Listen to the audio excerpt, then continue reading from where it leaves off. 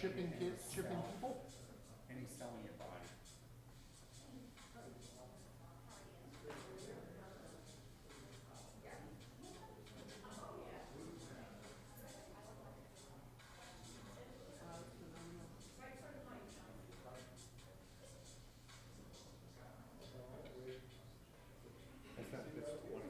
And what does it do? It speeds up cell regeneration?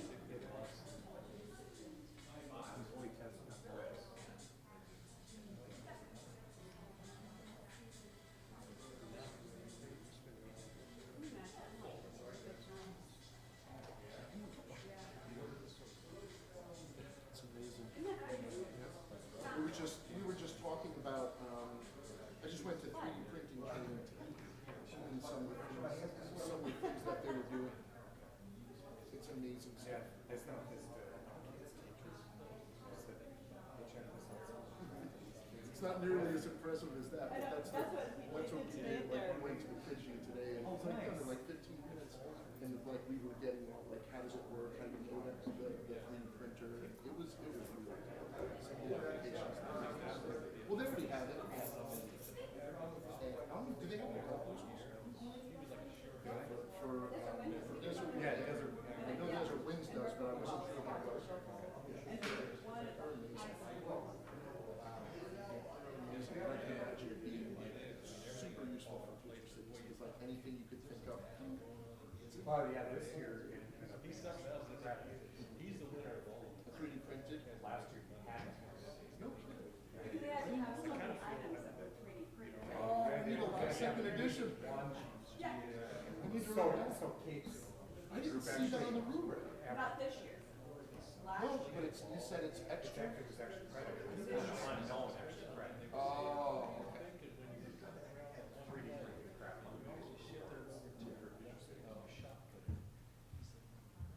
By the way, my son said, your daughter's here today, they're born. Well, that's good to hear, because it took up 2 weeks. I'm just saying, I didn't bring, do we have an agenda? That made it all worth it. Did we put an agenda something? I made it. Yes, you did. You know how much that. Keep your up. Huh? Yeah, yeah, no problem. You too, please. Yeah, no problem. Got Oh, you back, guys. over friggin' totally consuming the kitchen. And it was like, because they went through the competition. It's impossible during school, during the break, because they got through the competition and had that great time for Christmas. So they told them, your essays, presentation was awesome, the board was just so they had to start from scratch, right? And they were in 2 weeks. So,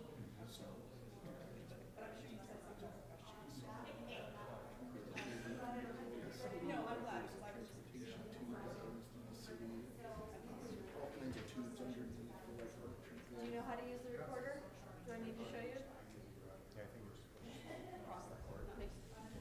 Hey, so that you know, thank you, Meadows.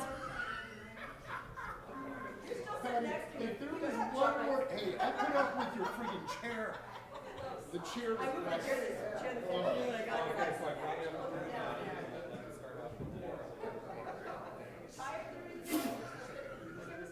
You have no idea. We're gonna meet every Wednesday for the rest of your life. That is great.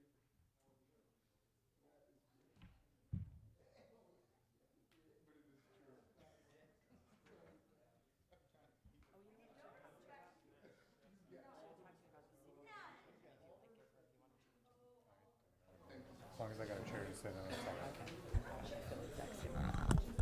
Well, I'd like to be by Tracy since Oh, yeah. sometimes I'm like, So we I get have, Dawn and Mark will be doing most of the talking, so God. they're gonna sit in the center. I gotta get the agenda. And then, It was on the board, that's the first time around before they. Okay. And then I took it off and changed it. So now we're seeing the changed around version tonight? Okay, then I don't feel bad. now I have Cheetos So, fingers. I can't touch anything. As long as it's not on your face. Is it? Am I Okay, good? the presentation. And don't worry about the fake news. Right, yeah. It's all. All of these important documents look like my Monopoly money. Why does it keep coming up? Everything is covered with Cheeto. I don't understand that. It doesn't do it on any other computers now except for these. Gotta get in here. Okay. Well, that's 'cause this one's special. It's special.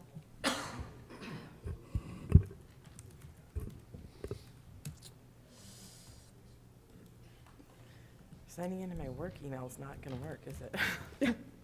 Really? It's not? Hmm, You all done with all your phone calls? no, but I hung Is up. governor gonna call? Dougie gonna call in the middle of the meeting? Unbelievable. This is more important. You fruit. Okay. Do you know how to work that thing? Yes. Probably show you how to work that thing. That would be helpful. Just turn it on and hit record.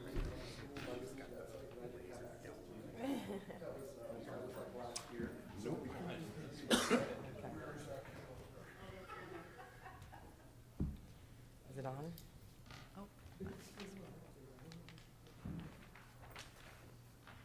We're good? Okay.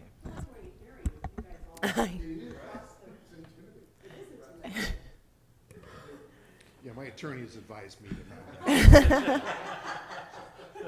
It's gonna be a lot like that. It's I- like Watergate. Yeah. Okay. Okay, well, thank you for being here, and it is 6:03 PM on January 16th, 2019, and we will call this meeting to order. Lisa, will you please call the roll? Present. Present. Present. Present? Present. Thank you. We will have Mr. Poor lead us in the Pledge of Allegiance.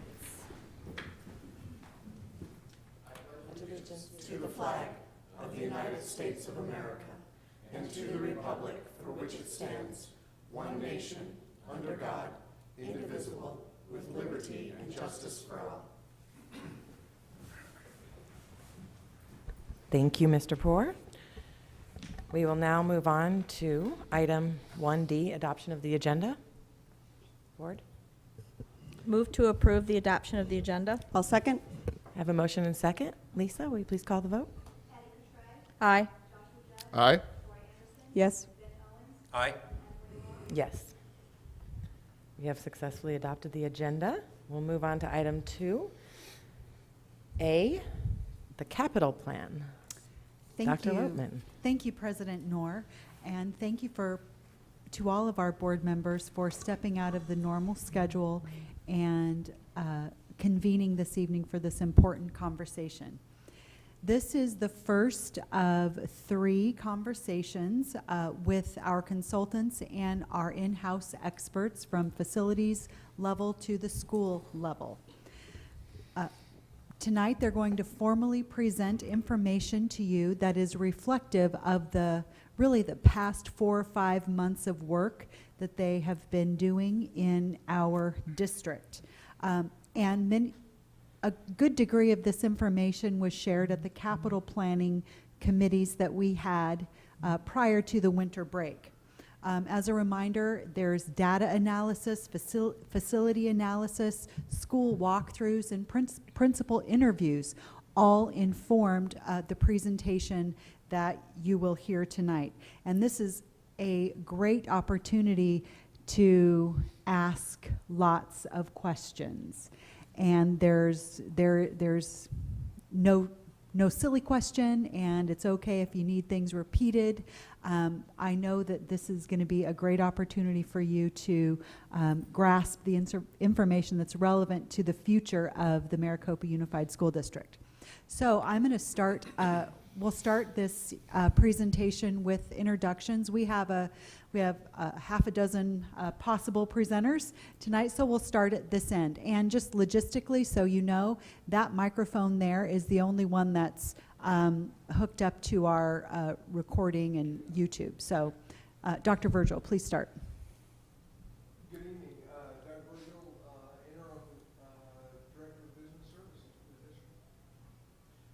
Don Brubaker with One Architecture. I'm Mark Rafferty with Facility Management Group. Scott Hawley with Unified Ministry, Facilities Director.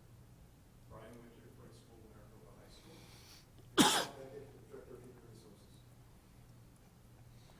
Okay, Mr. Rafferty, please. I thought you were going to give a brief introduction. I did. President Noor, members of the governing board, Dr. Lopeman, thank you. I'm going to try, Dr. Lopeman said I only had about 90 minutes tonight, so I'm going to try to condense the information. This really is a lot of information. If any of you have been or participated in the Capital Committee meetings, that we had a total of 6 hours of meetings over a very wide range of topics, and I believe it was as comprehensive of an effort as I've ever been involved in. I'm going to try to really not read this because I hate reading from like a PowerPoint or directly off the sheet. The purpose of the entire capital master planning process is to take some needs that were identified. They were identified by the demographer in terms of growth within the district and where within the district. The needs were identified by my company in a life cycle analysis of all the district's facilities. And some of the typical needs, which would be needs in a new generation of transportation vehicles, new generation of technology for teaching and learning. So we put all that together into one comprehensive document. And again, the purpose was to take this, and Dr. Lopeman put together the best committee that I've ever worked with, by the way. I asked for 16 people of a certain, demographics. And at the first meeting, I got 20, which is not unusual. But when we get first, and it's a four-step process. When I get 20 at the first meeting, I figure I'm going to have 16 at the second meeting, because the enthusiasm, begins to. We find out who the most enthusiastic are. Well, the second meeting, we had 24 people, and that's never happened in any group that I've facilitated. And then it was 22 and 22, so it was a very consistent group, which leads to a very high quality result, in my opinion. And we said from the very beginning that what we were going to go through all of the background information. We were going to talk about things that concerned us. We were going to interview all the principals and bring uncover every piece of information that could be pertinent to a capital master plan. And at the end, if everything worked properly, we would all reach the same conclusion simultaneously. And anybody that was there at the last meeting, we literally asked to reach consensus, and then there was actually applause, at the end of the last meeting when we all agreed on all of the same things at the same time. So that's what I'm going to talk about tonight, and I'm just going to go through the various steps. That was the purpose. The background documents, as I mentioned, we have from the demographic study. Is everything okay? Can you talk into the microphone, I think? Sorry. They can't hear it in TV land when people go to listen to it, so you each have to speak into the microphone. Sorry. It's fine. Star version. The demographic study and enrollment analysis that was done by Applied Economics. Do we have copies? No. Okay. This is just an overview. Oh, okay. This is something I intended to put into the board packet. Oh, sorry. Okay. It will go into the board packet. Okay, great. Right. Thank you for clarifying. They study enrollment trends, demographic characteristics, residential development, and residential development at what rate and approximately where. So we were receiving maps from Applied Economics that actually had, red zones and orange and yellow and green zones. Enrollment projections is the most important thing, because it tells us, and by school, so it's enrollment projections by zone, so that we can predict, or it will help us, those predictions can help us understand where the student population is going to be, if there's ever going to be any reconfiguration, et cetera, et cetera. We knew from the beginning that there was an enrollment issue at the high school. Every indication, including our interview with Mr. Winter, indicated that the enrollment issue at the high school was significant. New students were arriving at the school for registration every day, and sometimes multiple students per day. it was so profound that it showed up on the SFB's new school radar, which is that hasn't happened for a long time. You know, the SFB hasn't really had a mechanism, School Facilities Board hasn't had a mechanism for growing districts for, maybe 10 years. And it's a whole new regime and a whole new method of funding by the legislature, so they really don't know how to behave. But when the district gets a note from the SFB saying, hey, we need to talk to you about new space and funding for new space, after having not been prompted, so that's a real indicator. To me, when I got copied on that email, I was astonished.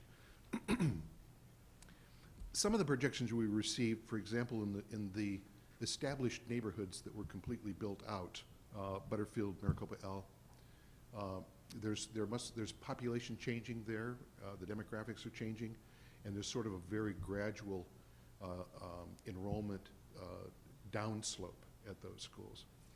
Other schools, particularly Desert Wind Middle School, because of its location and the plats that are already platted around that school, the rate of growth of enrollment is quite steep. Talk about that later.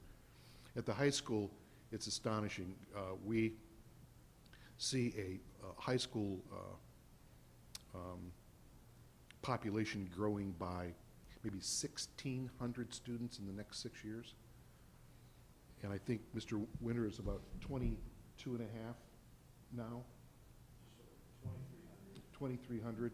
That's 50 more than it was, I think, at our last committee meeting, because I wrote that number down.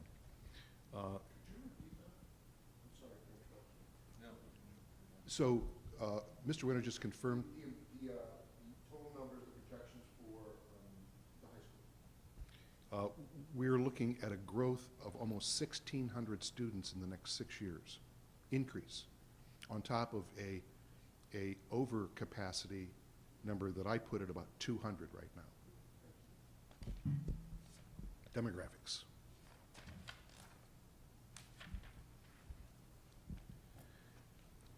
The life cycle is important for this district. Excuse me. I have an expression that I use about schools that were built during half of what my company does is we evaluate existing K-12 space. All of it's K-12, it's all in Arizona. We've done about 22 million square feet. So we've got a pretty good eye and pretty good mechanisms for combining data to understand what's going on.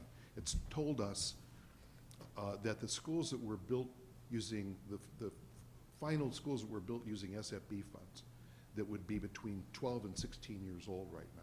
And we literally refer to them as the 12 to 16s, because they were built using hard bid, they were built using SFB construction standards, they were built in a hurry, and they were built using really the cheapest systems and materials on the market at the time. And they're falling apart at a very predictable rate. In another, I think maybe 2 years, all of your schools will be in that age range. Yeah, great. So, with the exception of a couple buildings on the high school campus, right? So, virtually all of your space. And we see that when we look at roofing, because we did do the life cycle analysis, the forecast on your space. And when we look at HVAC and roofing, and we call it exterior weatherproofing, which is paint and sealants, caulking, it's really reached the end of its serviceability. All of those things have.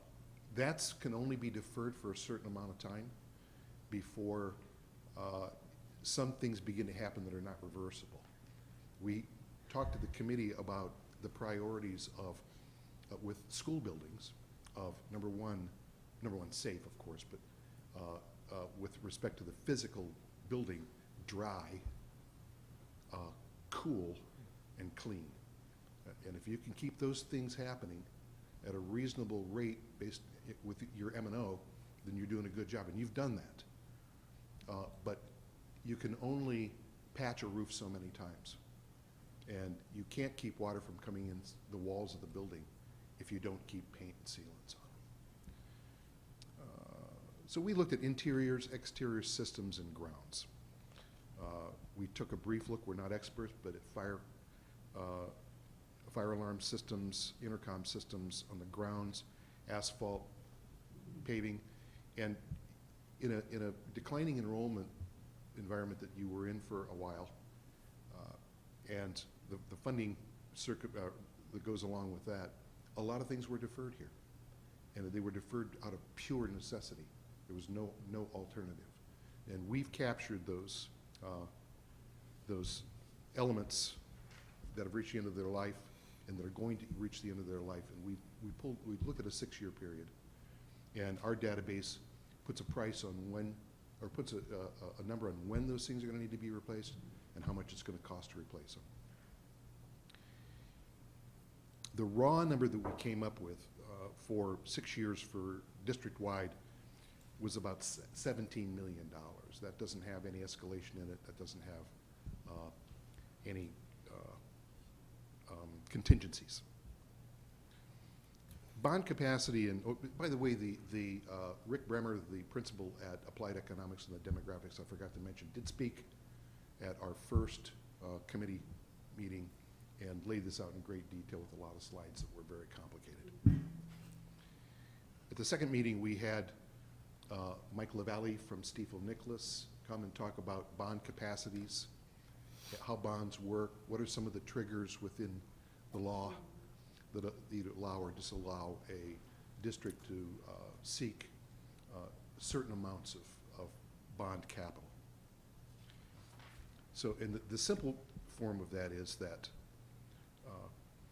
if your property tax base can support it, and if your voting public will also support it, there's going to be bond money there. And particularly in an environment that's growing, so that means that every year the property tax basis, which is the assessed value, grows.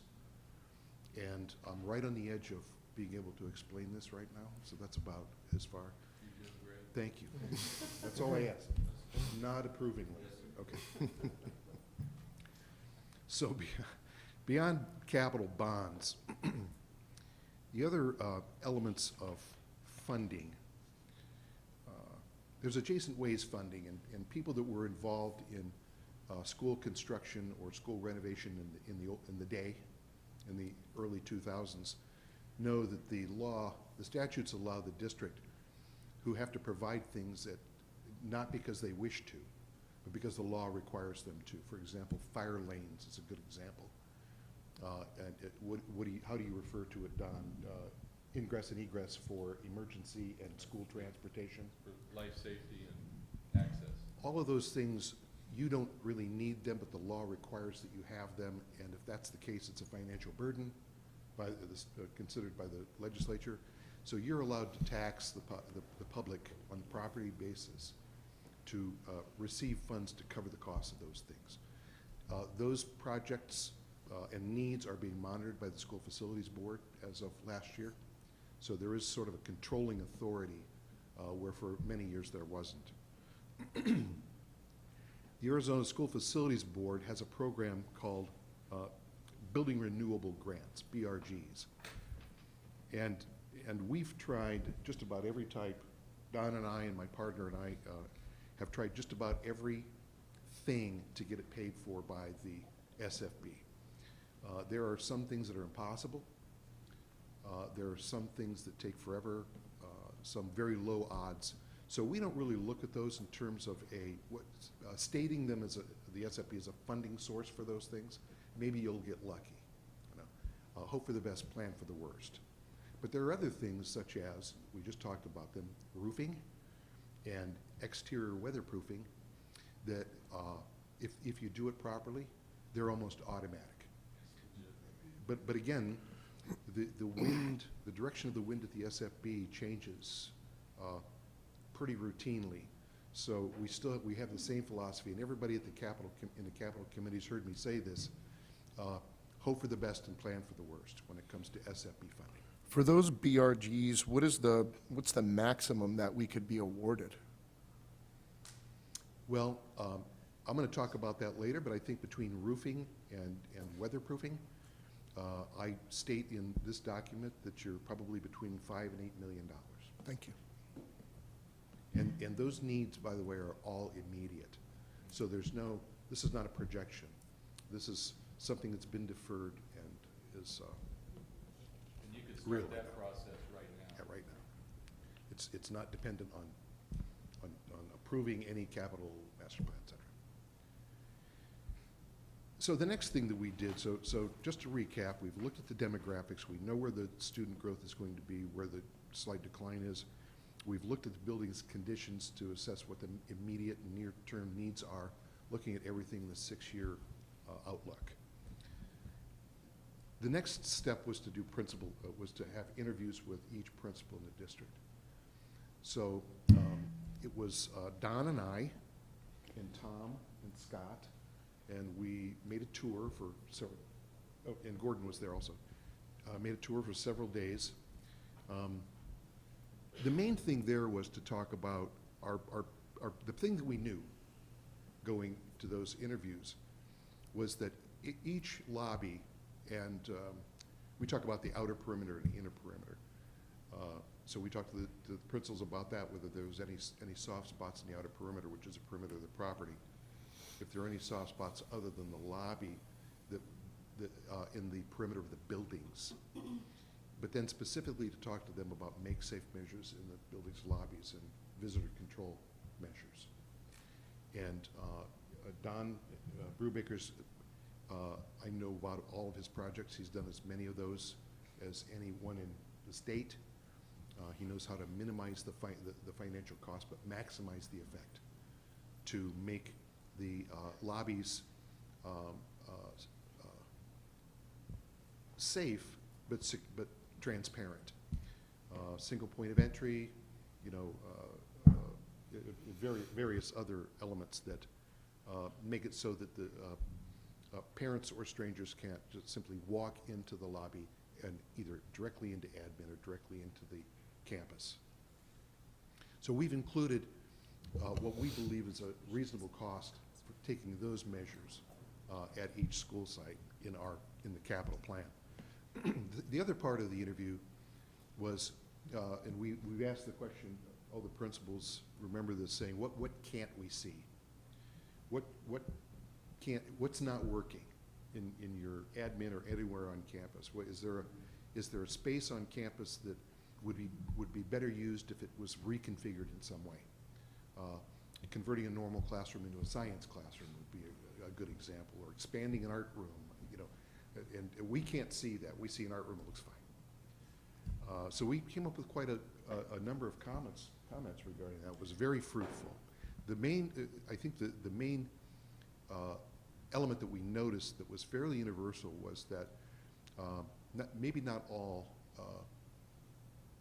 6, but most of the elementary school teachers indicated that they didn't have enough indoor PE space, that too much of their PE was forced out of doors, and at certain times of the year, that was maybe no PE. Go on. What the main concern was, because of lunch hours and being able to use that multi-purpose, that it became difficult to try to utilize that space with multiple programs. And so being able to still serve lunch properly, and obviously the weather, even though it doesn't rain, it's awfully hot, as we all know, just to get the students out of the elements and into an indoor PE space, not a gymnasium, but a space where they can have activities that have a space that would be usable for that, with lots of mobility, maybe a couple of hoops where if they want to shoot, you know, inside and so forth, but something that's appropriate to be able to use. That became a common thread as we started talking to each one of the principals. So that showed up in the capital master plan. The next section is the committee meeting format, and I already indicated the composition of the committees and the breadth of influencers and stakeholders that were on those committees was really awesome. The first meeting We laid out the background information that we've just talked about, demographics, capacities, life cycle analysis. Next, and very importantly, is something that I refer to as what is a bond project? Because ultimately, your capital master plan is going to be a composition of projects that you prioritize, projects that you prioritize in terms of which ones are we most likely to be able to afford, that we need the most. So you may categorize them in tranches of bond sales, but they're all projects, including new school space, capital projects like the reconfigurations that we just talked about, life cycle projects, energy conservation projects is part of a comprehensive plan. And we put that out in front of the committee, and I'll state this right now, that I had at one point put these in the third priority, or I might even put them over in the optional column. And to a member of that committee, starting with the first person that spoke when we were coming to a consensus, was that those energy projects need to be slid over into the first priority, which for this draft I've done. Energy conservation projects, meaning LED lighting, district-wide. Right now you've got a lot on the exterior. We want to do all the exterior solar shading devices and energy management systems for your HVAC. Information technology, the future of your technology as it relates to teaching and learning, and also student transportation. Those are bond projects. So I guess it was the second meeting that Rip Bremer from Applied Economics was there.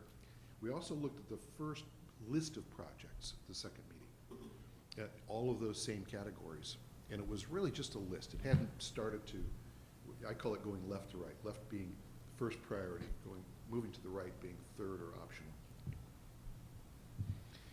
That's what we did in meeting 3 when we looked at prioritization, and the committee's members started through their comments sliding those priorities around. It was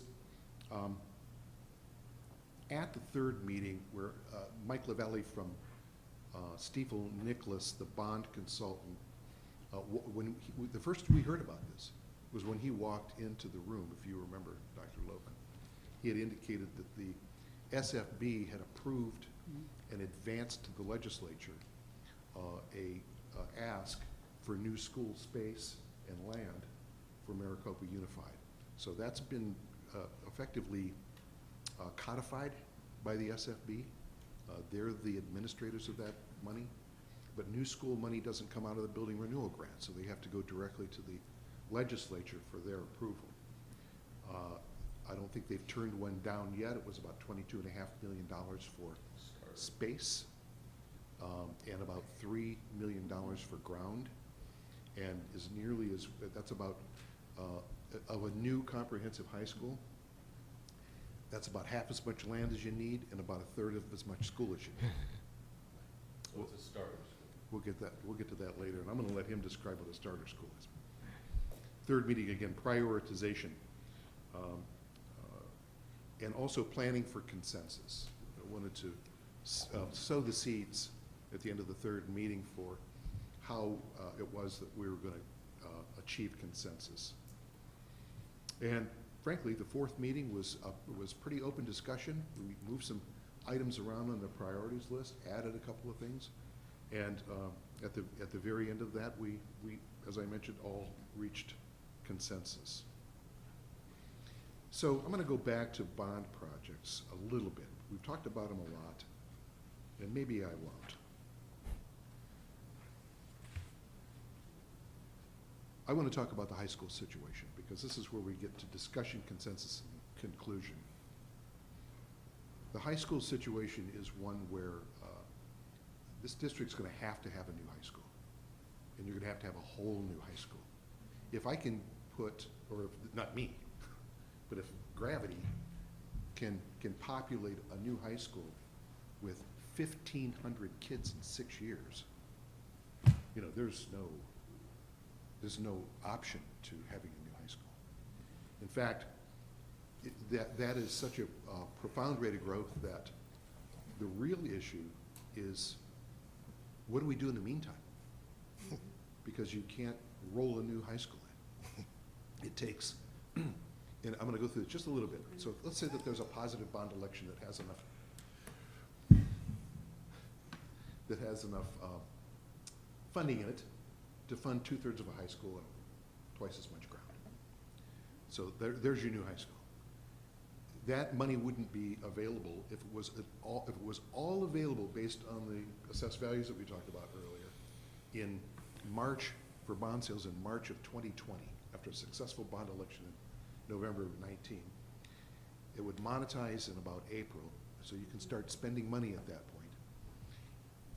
So how long from then until occupancy, Don? What did we say, 3 years, including design, engineering, and construction, getting it to the point where it's occupiable, would probably be about I don't even know when that is. Is that the 2022, 23 school year? Mid-year. And so, and it really can't go any faster than that. So you've got that period of time to cover for the growth that's happening at the high school. And I think that's our second topic tonight, which is, what's the first interim move to managing the growth and enrollment at the high school prior to a new high school. So while we're at it, what is a starter high school? Before I address that, one thing that we were remiss saying to you is that it's okay to interrupt us and actually ask questions, because we don't want this to be just a formal presentation. Sometimes when Mark gets on a roll, you just got to let him go, so it's all right, but we do want you to stop us at any time, because we want this to be an open and a free-flowing discussion. But a starter high school, whenever you receive money from the state, that there is a specific formula that you have to follow for square footage, because they give you so much money with their formula. It's based upon square footage and the occupant load, and so you have to build that space. So that a starter high school is at least have to have classroom space to accommodate for the teaching and learning of the students. Areas that start getting tight, especially for high school, is all the support spaces. When you get into cafeterias and gymnasiums and band, music, art, all those type of support areas, that for a starter high school, those areas a lot of times are compromised. And so you have to take a serious look at it. You got, on one hand, you need to build exactly what you're getting the money for. On the other hand, you might still have to do some rearranging and to be able to have some of those functions supported at your existing high school. But in either way, you'll need a piece of property that will accommodate the ultimate growth that you want to have at that particular high school. So you'd be remiss not to master plan that for, here's my starter, here's the money that we have available to maybe supplement some of that, with the idea that we have to be able to allow that to keep growing and to be able to do that. So what you're facing is not totally unusual. I mean, districts face this all the time. And so you have to look at it and see what the kind of funds you have and what we can do and be creative with it. So Don, let me interrupt you. So what's the minimum and maximum acres that we would need for a high school? You're seeing high schools with all the programs to be able to support that, anywhere from about 65 to 80 acres. Okay. Now you're looking at your high school where you're located right now. I believe that's just barely over 40 acres, about 45 acres. And we know that when we were involved in designing and developing that particular space, we utilized about every nook and cranny and corner that we could use, knowing that we also needed to support maintenance on that. And we even remember the whole idea of, why do we go to a synthetic turf area? Because we didn't have enough areas to put practice fields and things like that, that your ball fields would just be overtaxed and beat up for any of those type of programs. So we wanted to be able to, to accommodate that. Parking is something that you have to decide. There is not a requirement as far as, there's a minimum for student parking, but there's always, you put in as many as you would like, and that all depends on, revenue and how you want to do the parking stickers and all that kind of stuff. But also you gotta look at, for athletics and for assemblies and that type of thing, we'll kind of sort of breach that when we talk about where our portables are gonna be located, so. So I'm going to interrupt again. So looking at that starter high school you were talking about, you were saying that the current high school facilities, let's say our sports facilities, would need to help function with the student population from the new intro high school until the facilities get built out. So my concern is our current facilities are not going to support another group of students. So we almost can't go with just a starter high school. We almost, I mean, we're going to need ball fields, and I just don't see both high schools being able to utilize the current high school facilities as far as for sports, band, that sort of thing. So I think it's realistic or unrealistic for us to just go with the starter high school thinking we're going to use the other campus, because it's only 45 acres and we already can't schedule stuff. And you are developing the argument for the need to supplement with bond funds. Right. You're right there. So, also, a starter high school is disproportionate in infrastructure. Right. You don't build half of a fire main, or half of a cafeteria, or half of a gym to support half as many classrooms. So it's disproportionately heavy and disproportionately small in classroom space. Also, you really have to buy the whole piece of land at one time. The SFB doesn't acknowledge that. Right. They acknowledge an amount of land that is consistent with the amount of space that they're funding. So that's a real conundrum.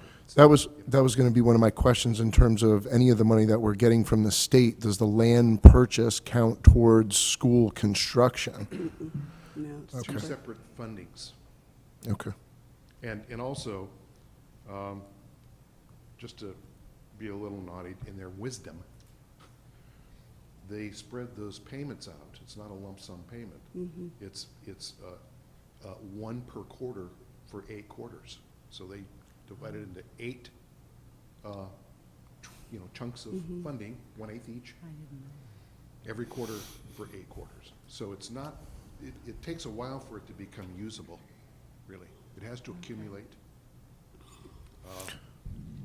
But it's still funding. And if you blend it with bond funding, well, actually, those two amounts of money come together at about the right time, about the same time. Or, the SFB's money is a little delayed, but the bond money is more flexible. I had a question about the kind of the discussion of this starter high school and the concept of it. It sounds like what I'm getting from you gentlemen is that it's kind of a need issue that we start construction on a high school, maybe not at the full level with all facilities taken into account, but to get construction, get the land so that we have the expansion for a full high school, but get a starter high school started with the idea of expanding it after that. Okay, I just wanted to make sure that I'm getting that correctly. So now we're getting near the end. So it's crunch time. So, Don laid out some parameters for me, and I've been doing this for a while also. A full high school is about 300,000 square feet. It sits on about 75 acres. We know about what those cost right now. They're going to cost more than that in 2 years. We've been told that calculating anything less than 5% escalation per year in construction labor and materials was malpractice. So we put it any less. So we put it right at 5%. So everything that we do, we're looking at minimum escalation, which is why we also include escalation contingency in part of our contingency. A full new high school on 75 or 80 acres, I think all of my math adds up to about $83 million. And that's actually less than the last 2 high schools that were built in Arizona. And those high schools were of similar population, I would assume? Yeah, they were built for 2,000 it's, yeah. And that's not the land, that's just the buildings, The correct? construction Yeah. contracts have been more. So this is, what I'm saying is, this is 300,000 pretty modest square feet with a stadium and, 2 fields and 4 ball fields. I'm beginning to add these up. So that's new space. If we put 6 new PE buildings at the elementary schools, we estimate those at about $1.4 million each for a total of $9.6 million. And as far as new space is concerned, if you credit back so the 83 million includes the cost of land, so does the 25.5 million from the SFP. If you credit that back, I'm not going to get any deeper into the numbers than this, I promise. It's still about $67 million, even with the credit from the SFB new space funding.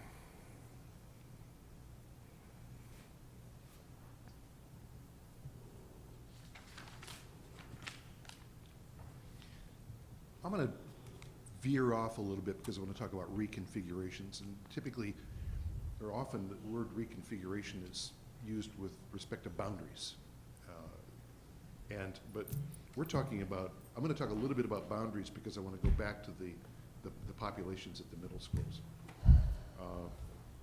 The area of the middle schools, based on their growth, particularly at Desert Wind, is not sustainable. That enrollment's going to grow way out of its space, like right now.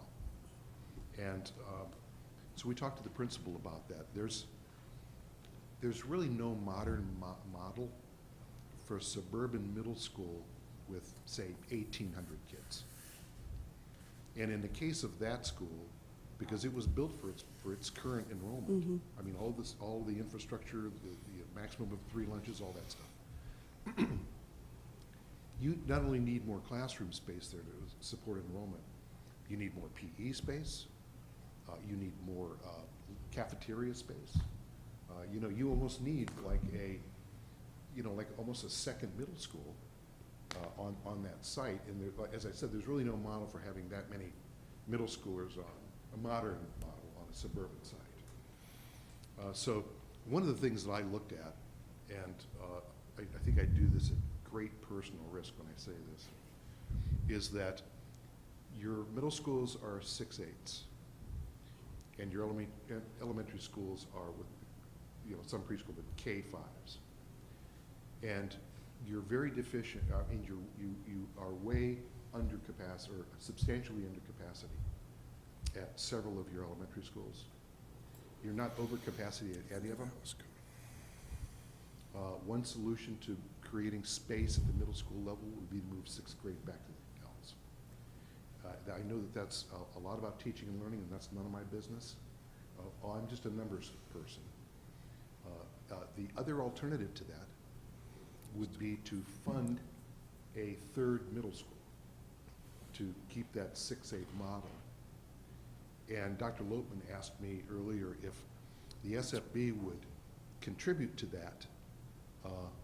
And like I say, this is a whole new era with the SFB on new space funding, so we don't really know what they're going to do, but from past experience, if you had capacity at other schools and you were over capacity at your middles, for example, they're not going to build a new middle school for you until your L's are up to capacity.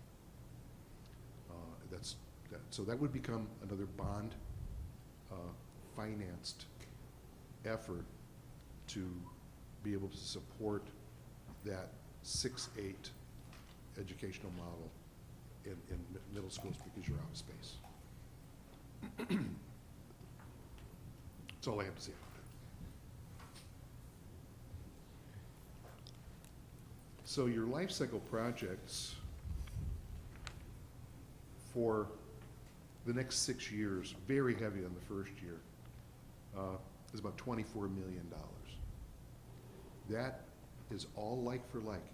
It doesn't upgrade anything. It's not energy upgrades. It replaces HVAC equipment. It replaces roofing. It adds weatherproofing. It either replaces or crack seal and coats asphalt. It does It replaces carpeting, it paints interiors, so things inside of your buildings like door hardware and casework, et cetera, they're not near the end of their service life yet. But the things that I just mentioned are. Is there escalation included in that 24 million over the next 6 years? Yes, as a matter of fact, one of the There is escalation in that? pieces of the, you say, is there escalation? Yeah. Yes, one of the pieces that we'll be putting in the appendix is, this is Butterfield, and this is our life cycle document, where it shows you, what the costs are, what they're for, and in what year out to 10 years. And each one of these are currently escalated at 5% per year, the costs. So we put unit costs in, and then we measure the materials. So we measure your roofing.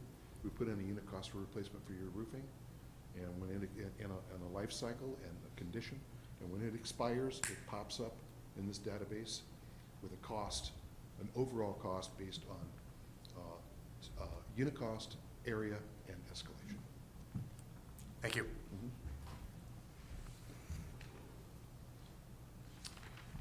Life cycle, 24 million. Energy projects. I mentioned solar with battery storage, energy management systems.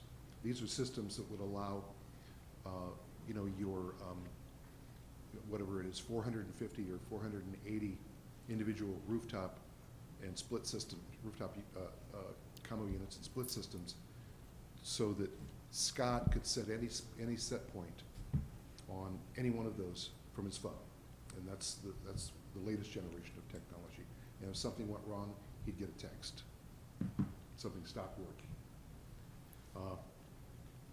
All of those projects, including LED conversion of the interiors, is about $14.5 million. $14.5 million? Yes. Okay. The technology projects, I had originally started we put about $11.5 million in for technology. Based on my experience, that's primarily building a whole new backbone for your connectivity, to the extent that each classroom can support Chromebooks held by each student, and that's a lot of infrastructure, that type of connectivity. So I originally started that off high spend in the first 2 years, down to low spend in years 5 and 6, and we ultimately, the committee agreed to reverse that, start it off slow, and ramp it up over the course of probably 4 or 5 years. Student transportation. This is something we talked to a former director about. The plan was to put 6 new buses and 2 new White Fleet vans every 2 years for 6 years. So it's 36 buses and 12 White Fleet vans intended for student transportation. The total is about $3.2 million for that. And again, those numbers are also escalated in 2-year intervals.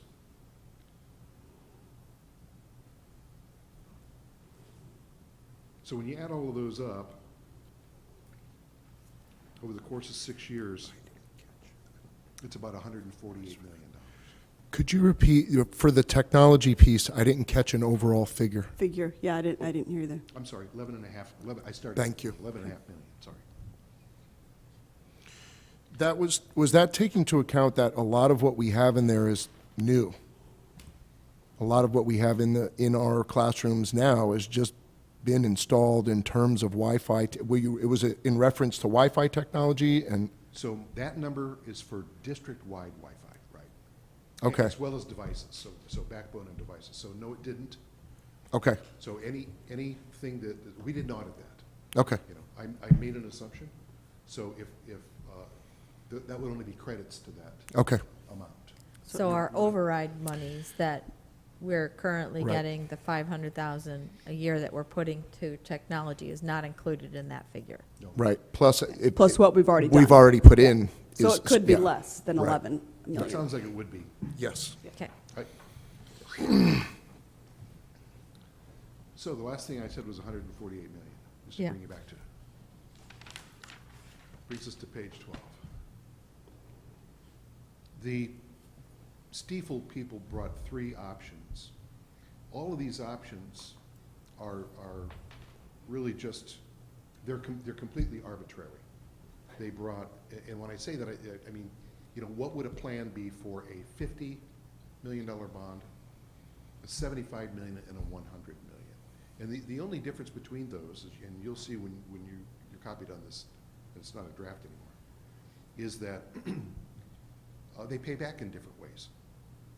You know, they pay back, you know, every 2 years, or rather they sell in different ways. Every 2 years you either sell 12.5 million, you know, if you're doing 50, you start with 25, 12, and 20. But it doesn't take into consideration what your capacity might be. So, in fact, the bankers at Stiefel are very conservative about their estimates because they're regulated, and they want to be. They never want for the outcome to be less than what they say. You know, that's just the way that's the way regulated people react, and they might be spot on. The question is complicated as to because it's dependent very much on your current debt. Mm-hmm. It's based on a 10-year average, which is not good because of the last 10 years. Right. It's based on your assessed property values. So there are variables there that, you know, are difficult to predict. And so the assessed, and this came up in the committee meeting, so I want to clarify it. So when they take the assessed property values, they are reflective of what they were almost 5 years ago, which means the value is going to be. Right. Because of the averaging. Correct. So it's not really going to, you know, today it's obviously more, but they're going to use the old figures. Exactly. Okay. So if they were flat Which for puts 10 us in a years, pickle. If they were flat for 10 years, Yeah. and in the last year they doubled, Yeah. you know, 200%, you'd get 20%. Correct. But as years go on, you know, in your what I would consider out years to be like 3 and 4, not 10, but 3 and 4, each year that 10-year averaging has less of an effect, right? Because there are fewer zeros. But we need the money now. We need the money now. At one of the committee meetings, Jim, who's the chairman of the PAC, or of the foundation, leaned over to me and said, well, it sounds like we need to put a shovel in the ground tomorrow. And my kind of smart aleck, but really totally true response to that was, if you put a shovel in the ground tomorrow, you'll only be a year behind. That's tomorrow. Right. And that's about right, actually, if you map this whole thing out. So I mentioned, so if I say 140, 150 million dollars, there are some things in here that are, in my opinion, and my experience with schools is absolutely necessary, and some things that are probable, some things that are really not necessities, and I'm going to go through a few of those. Okay. The new high school is a necessity, but if the school, SFB provides $25.5 million worth of funding for building and land, that $83 million project turns into a $57.5 million project. Okay, so let's run with that for a second. If the district delays or forgets about new PE space at the elementary schools, that's another $9.6 million. Take that away. And even though here in ED3, energy savings projects are a really fabulous idea, and they save a tremendous amount of money that is just not spent out of M&O anymore. In high-rate districts, it is the best way, simplest way to convert capital into M&O. Boom, and it's so fast, and it's immediate. But it's $14.5 million. Mm-hmm. Let's say that, well, so then I'm going to say that, so now you're done from, that's about $50 million less projects I just talked about. It keeps technology, it keeps student transportation, it keeps life cycle projects, and it keeps 2/3 of a high school. And it's about $98 million. And I did that only because, you know, I'm facilitating a master plan. I have to say, well, here's a plan. You know, I can't say, oh, no, yes, you can't, I said earlier, you can't get there from here. You know, that can't be my conclusion. And one of the reasons why we asked Mike Lavelli to look at these three not options, but scenarios, because we don't know that any of them are real options, the 50, 75, and 100, was because we knew at the end of this exercise, we were going to have to come to one of those. We were going to have to show you, well, here's something that's possible, and here's how it would sell. And from the capital needs point of view, here's what we can live with to get to that. And I would say, the last sentence that I wrote here is if the projections that were used by Stiefel Nicholas, which were admittedly based on conservative market assumptions, are better than expected, the bond sale may come more quickly than the forecasted 10 years. The vast amount of my experience is that they do. I mean, they have every time. And we understand that they're conservative. But there may be a way to the finish line here. And that's really the conclusion of the master plan. We've taken into consideration what we think are all the aspects that would be involved in a capital environment. We've prioritized them. We've assembled stakeholders. The stakeholders have reached consensus. We understand the backbone of the finances and the costs of the capital projects. I think I'm done. Any questions? I don't know if it's a question or a comment, but I want to rewind a bit to the elementary outdoor space, PE space.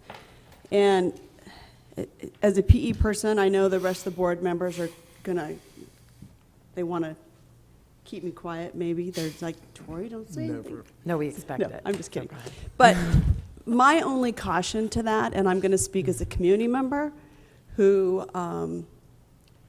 is conservative when it comes to wanting to pass a bond or anything and knowing what I'm hearing in the community, my suggestion would be that if we decide to put that in our bond capacity, that we rename it. Because I think that to appeal to the larger masses, it really needs to come across as it's needed for all subjects, that it is cross-curricular. I think the minute you name it PE, everyone's going to go, we don't need PE. So I think we need to be real careful in our messaging. So I don't know if you can rename that in your reports. I don't know. I'm sure you've got some other term, but that would just be, and believe me, I'm all for indoor PE because I've taught at PE outside for years. So I'm all for it. I think it's great, but I think that in order to sell it, it needs to be cross-curricular. Very good. That would be my suggestion. Just leave it as elementary schools expansion. Yeah, I mean, that's all we something. have to put it. Yeah, whatever you name it, but it needs to be something, I think we need to get away from making it too specific, especially when it comes to PE, because we still have a stereotype that PE is not that important, although I believe that it is the most important. So, you know, I just think we need to be cognizant of that.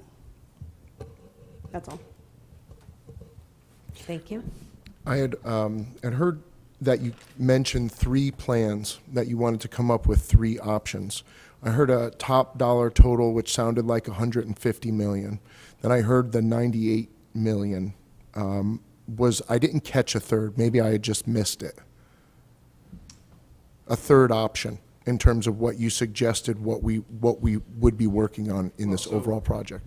Using the same approach of getting from, 148 million to 98 million is just by taking tranches of things that you're doing. For example, you might Right. be able to continue to use, override to expand your connectivity and your, the type of the number of devices you have. Take that whole $11 million out. So now we're 11 closer to the 75 million. Right. And those are just the scenarios. And- If I had right. asked for a 60 and 80 and a 93.5, that's what they would have. Right. That's what they would have sent over. So they're a little arbitrary. Right. And of course, and we're dealing with very rough estimates, and I get all of that, but it's like, it's nice to hear, the three options. And it's always, always a good way to present things. These are your three options. So it's just, it's a starting point for us to get numbers in our head in terms of what we're looking at in general. Just, And none of those numbers, just to be clear, include land purchase. Correct. That's all construction cost. Well, the high school number doesn't include It does. That does It include does, the land yes. purchase. Okay. And just so you're aware, part of this discussion that we're having right now helps develop those scenarios. Okay. Because this is then something that becomes real, and then it's something that can be educated to the community and presented to the community and communicated to the community I meant, so. And that's kind of why I ask, because if we get any questions about this, I want to give people at least ballpark figures in terms of what we're looking at. So there are incremental options, Sure. all the way from the top number, clear down to I think really the 57.5 million, which is just the high school building and land. Right, and we're at the very least, we see, based on the demographic information, that is something we clearly cannot do without. Can't argue. Yeah, okay. So I have a question, if I may. That 98 million that you kind of threw out there, did that include a middle school, or that was just the high school, the life cycle?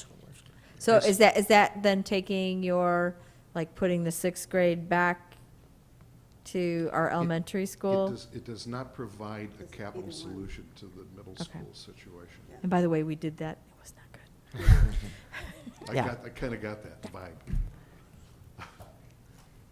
Okay. Okay. I just want to make sure that I'm clear in what you presented to me and what we're looking at here. So this may seem like I'm going over maybe what you guys just asked, but No, it's, Good. we need to be clear. Yeah. you asked, the total kind of wish list was 148 million that you laid out. But we're only going to be looking at bond or options at 50, 75, and 100. No, No. Oh, okay.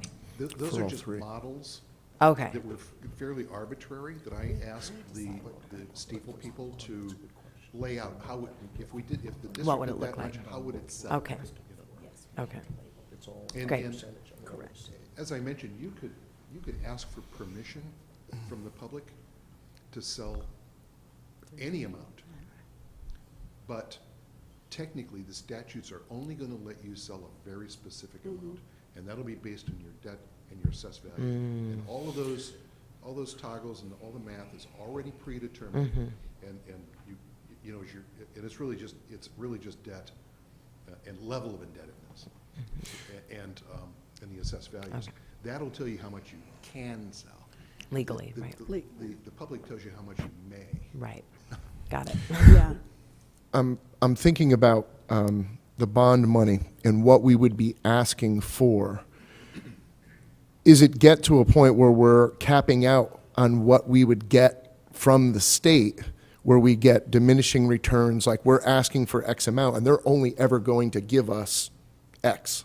Or is it a percentage across all three price scenarios which you just presented? State funding?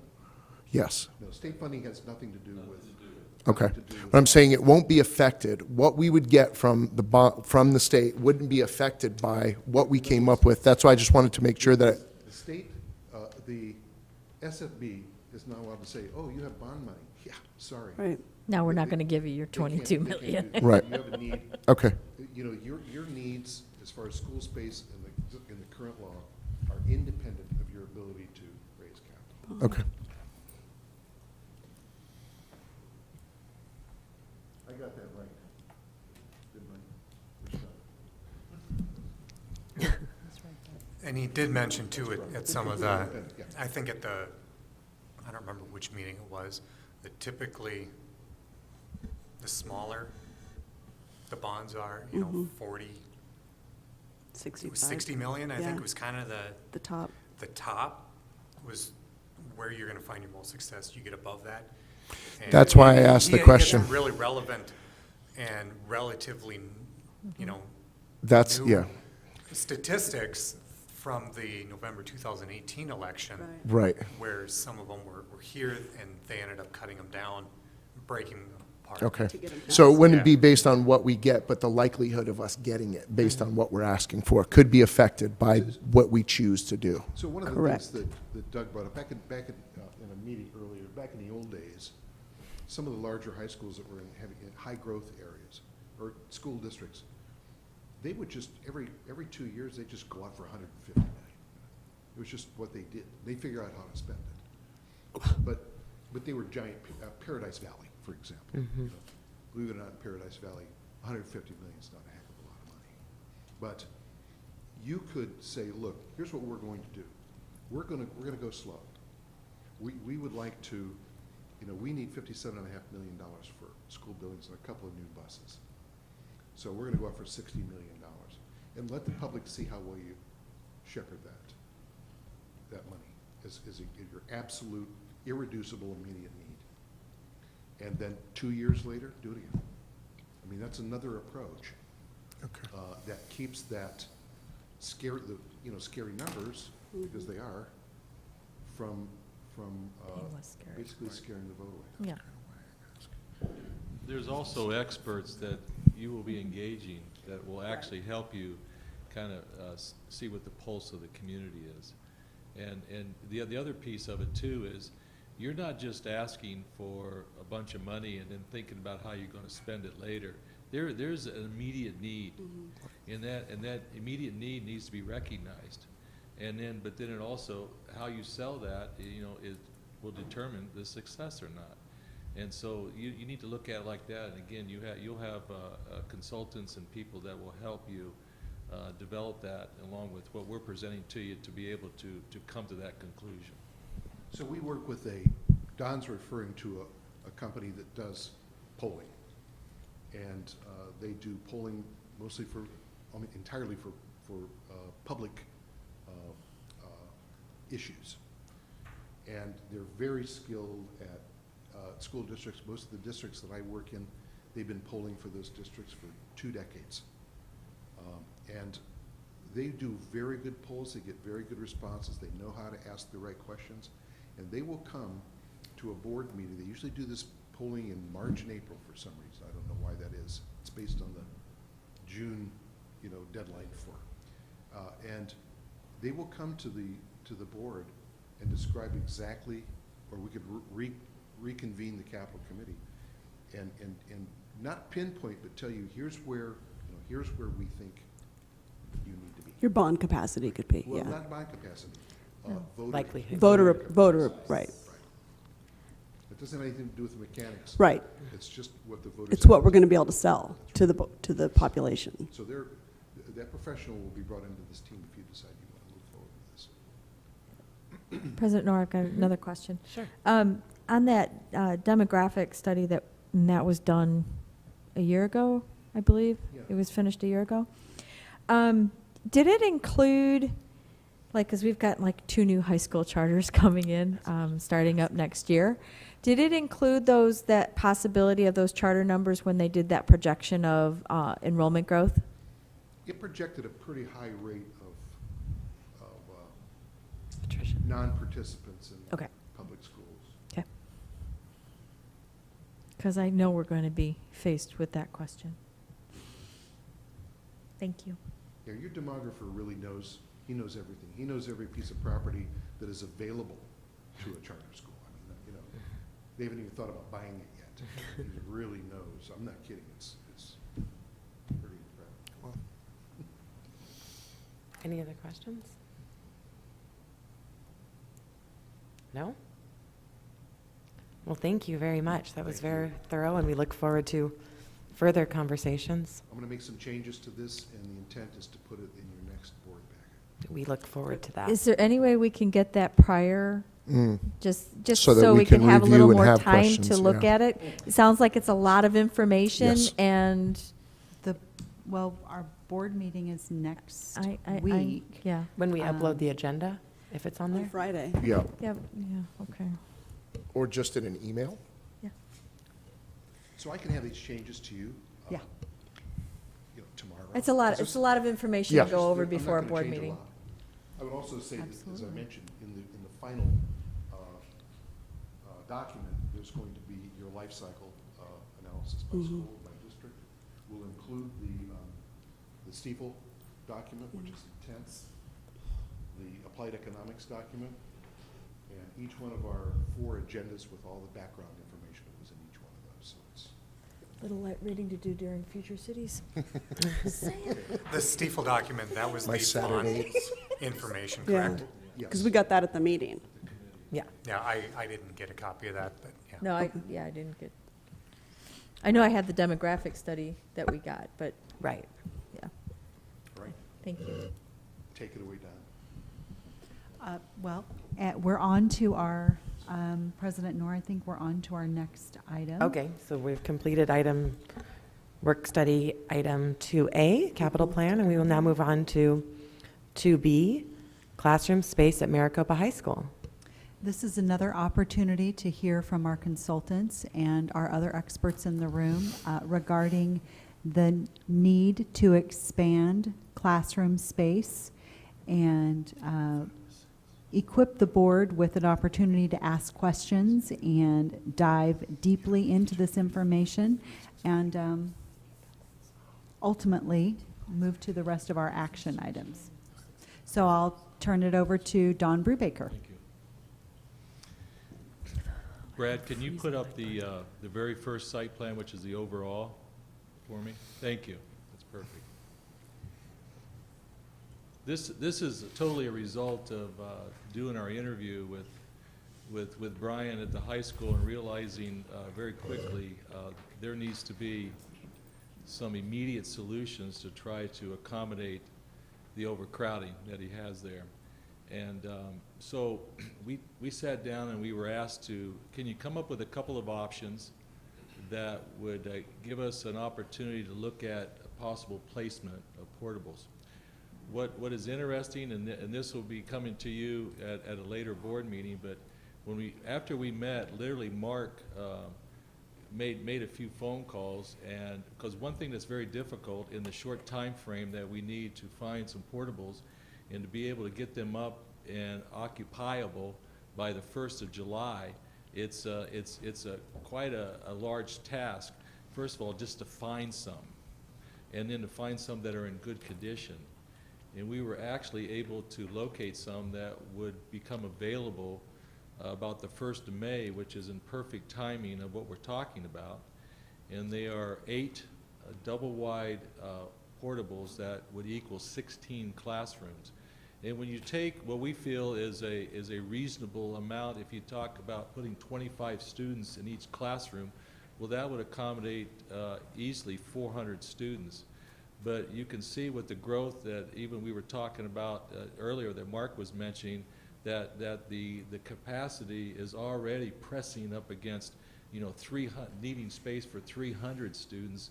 And so this is something to at least give us some ability to have some relief of what's going on. And so we took a look at really all the parts and pieces and spaces that could be available to place these portables on the high school. And as I mentioned before, we're already working with a high school that has limited space. We're already talking about acreage of 45 acres, trying to accommodate students that are up into the 2,300 count. And so it's not something that, oh, look, we got this area over here we're not even using. That's a perfect spot to place it. So we had to take a look at what's available. And so we came up with 2 options. Whenever you're placing portables on a site, there are some requirements as far as spacing between them. You'll have some requirements for fire sprinkling. We don't have any need to put any sewer or water to accommodate like sinks and things like that because they won't have those in there. But these portables that we're looking at are practically brand new. And so there would not be a compromise on the space if somebody's using these portables, that we are putting them in a lower facility that is comparable to the existing, but they are still portables. And as you know, portables are only supposed to be a temporary solution, even though in some areas they seem to be permanent and they never go away, and then they do become difficult to repair and to take care of. So my option number one was to take a look at on the east side of the campus around where the performing arts is located. And so that's the green area. And we can place 4 portables side by side between the 2 ball fields, the softball and the baseball. And then we do have some area that the 3 that are stacked, one on top of the other, that's right next to the performing arts. There's a parking lot there. It's about 22, 24 parking spaces that we would be eliminating by placing those there. And then I have one that's parallel with the central plant. We have water, we have for firefighting, we have fire hydrants, and I'll go into that in a little bit more detail, the other things that we'll need available there. The other option is to take a look at up by the gymnasium. You have a parking lot that is used during the week by students, and Brian, you can correct me if I'm wrong, but the area that we're placing the portables, that's not a full parking lot there as far as with the student drivers, but that parking lot does service the stadium, does service the gymnasium for large events that are going on, but it does give us a spot to place the 8 portables in that location. In option 1 and option 2, there are restrooms that are available that would help accommodate the restroom need. Up by the gym, you have those restrooms that are the building that stands alone, kind of in that breezeway that services the athletic fields. You could utilize that. In the option number 1, the green portables, you have restrooms that are in your building 700, which is your dance and your music and the drama area, and then also off where the black box is out of your performing arts center. There's some restrooms available there. Why am I showing those? Because obviously we will need some restrooms accessible to these portables. One thing that we're trying to keep the cost down is if they are in proximity to that where they can use it, then we're not coming in with the additional cost of putting restrooms in, which really starts taxing our funds to be able to put these portables in. At either location, there is electrical available. We have electrical up by the gym, and right now when we have the engineers take a look at it, it appears that we have sufficient power that could take care of the portables. If it is deficient, it's a small upgrade. When you're looking at over by the performing arts, there's also power available, but it's not, the available capacity is not at the level over at the gym. So there would be a slight increase of being able to provide some power there. There is a fire lane, which is for safety, for accessibility, for firefighting. At either location, we would have to add some sidewalks to option 1 to get out to those 4 portables that are between the 2 ball fields, because we had to have some accessibility there. Again, it's a minor item, but it's things that we need to take care of. And also, there's fire lines that are going there, coming off of fire hydrants that we could tie off of that to be able to fire sprinkle each one of these portables and take care of that. The parking area up by option number 2, the gym, where those yellow portables are located, it takes away about 82 parking spaces. So if you just look at parking alone, the gymnasium, you lose about 80 plus parking spaces. With the location and how we're placing the portables by the performing arts, you're losing 20 plus parking spaces. So that's kind of something to weigh out and look at. So either one of these, I think, are a doable solution, and it is something that I know that we've asked that if we can get some direction tonight on one of those options, we need to move forward with the engineering and to be able to put these together so we can keep hustling along and get these put in for you so you have some space. And I'm here to answer any questions that you might have. My first question would be to Principal Winter. What's the most preferable plan to you when you're looking at that? Pass that down. Thank you for asking. That was going to be my Mine comment, too. Yeah, So we were let's all- go. We were all going to ask that same very question. So you can either answer it 5 times or, I have notes. What I'd like to present tonight is, obviously, you know where the options are. And what I did, kind of from my vantage point, is went through and listed the benefits to each site, each location, and then the challenges. Great. I am advocating for the parking lot on the east side of the 700 building and the dirt cinder area between the varsity baseball and softball fields, which is option one. The first benefit is we would not lose the large portion of the student parking lot off of Taft, which is concerning. I think we could handle the day-to-day operation currently with our student parking, but as we continue to grow, and by the way, I sent a text to my register on the way over here, 2334 and 65 new enrollments in the last 7 days. Wow. And with that comes cars. With that comes cars. So I think that with the athletic events and graduation, in particular, losing those spots off of Taft would really challenge us. Yes. But again, benefits to the option one, other than the band trailer, we do not currently use that small parking lot in between the 700 building and the varsity baseball field. It is not, we do not use that. The dirt cinder area between the varsity softball and baseball field is not utilized. All the portables in option one would be inside existing fences. The restroom availability in the 700 building as well as the PAC are options.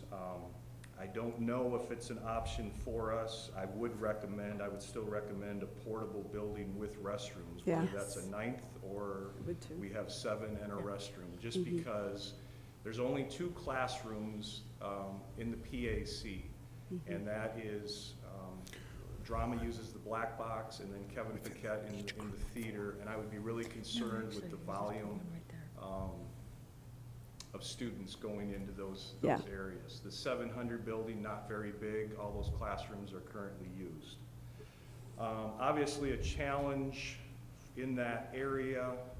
I mentioned the restrooms because of the supervision concerns with security. The distance, when you think about traveling from Ram Academy, the 4,000 building, to the portable farm, we are considering, and I sent an email to Dennis, we currently have 5-minute passing period, which is a challenge the way it is.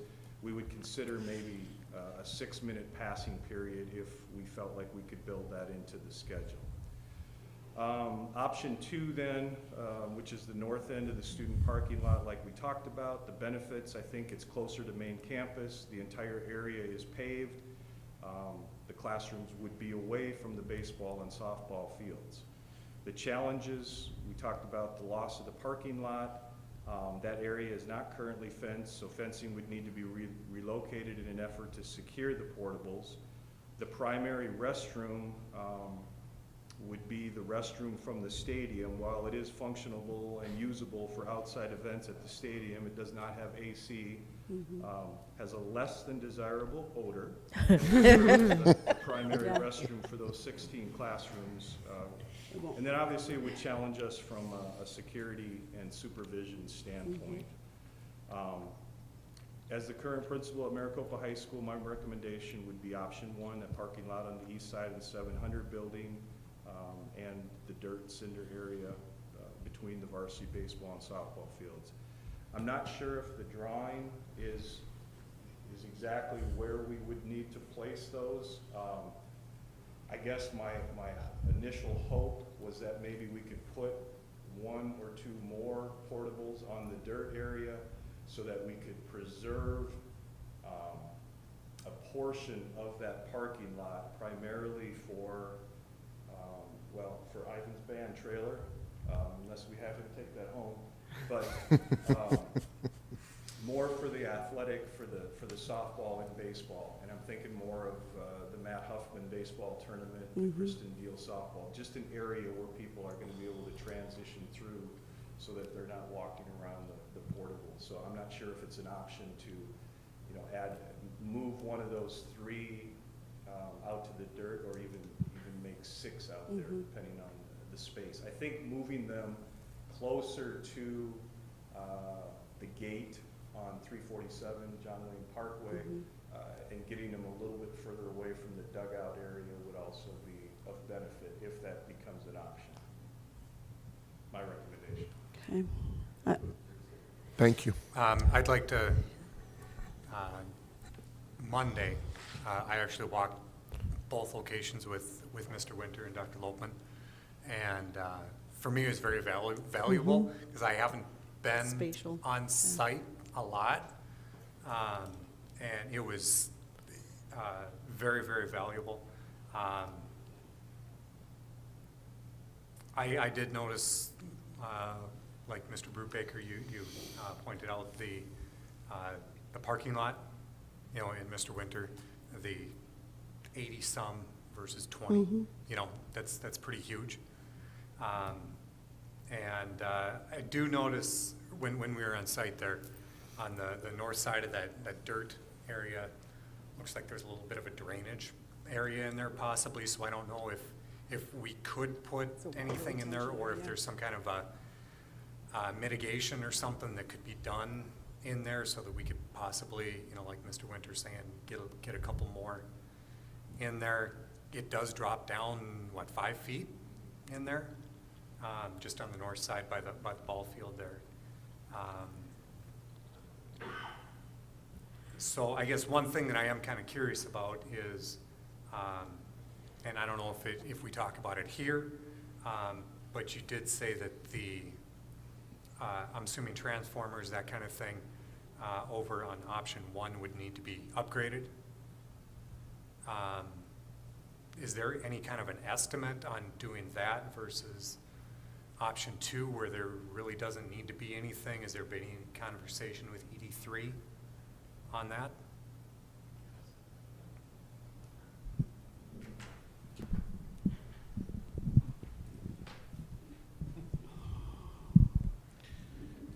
Right now, it's obviously just an estimate, but we were taking a look at that. By the time we did some upgrades to the electrical, we would have to add some sidewalk because they do need to get the pedestrians, but also we need to get some access for emergency vehicles and Fire that kind of trucks, stuff. yeah. You know, I think worst case would be somewhere, it could be an additional $75,000, maybe $100,000 to be able to accommodate some of this. But one thing we were talking about, though, is you upgrade that electrical over there at the Performing Arts. It's not something you throw away Yes, after the we have to do it portables anyway. leave. Yeah, I mean- That's something that Yeah. has value.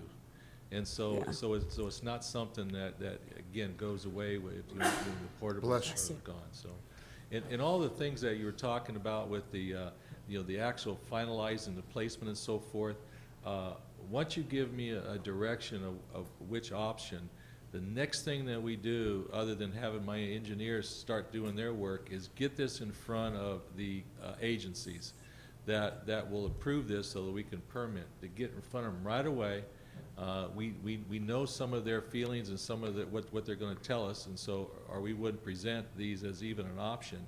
But we want to finalize some of that with them so that we can maybe squeeze some things down, put some additional, maybe move some portables around. One thing that you got to always take in consideration is not only that there is a distance that we need to maintain from a code standpoint. Sometimes you'll see these portables that are placed just really close together, still meeting code, and there's so many of them that it creates these mazes that become very difficult for security too. And so you need to take that into consideration. I think we'd be remiss to not tell you that also the location where we found these 8 portables, there's also a portable restroom. Oh, good.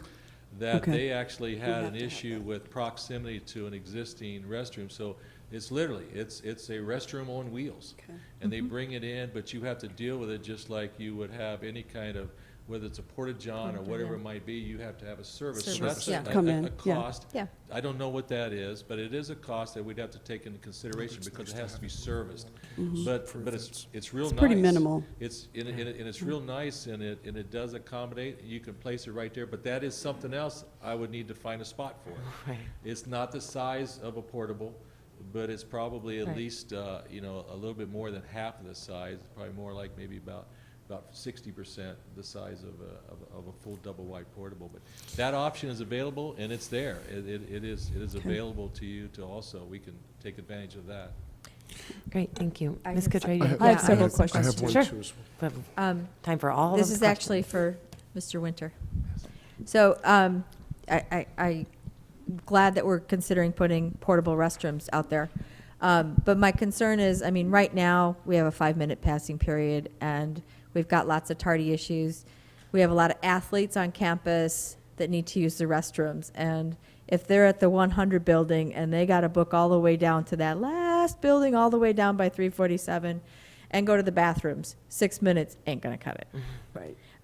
And so that is a concern, and not so much for me now because she's leaving, but the students, we have an issue right now. I mean, Yes. you had to implement a new tardy policy this semester, which I think is good, but I also think, you know, for those kids that lollygag and just kind of push the limits a little bit, but it also, it sends kind of a little wrong message to the other students that care, that are trying to get to classes.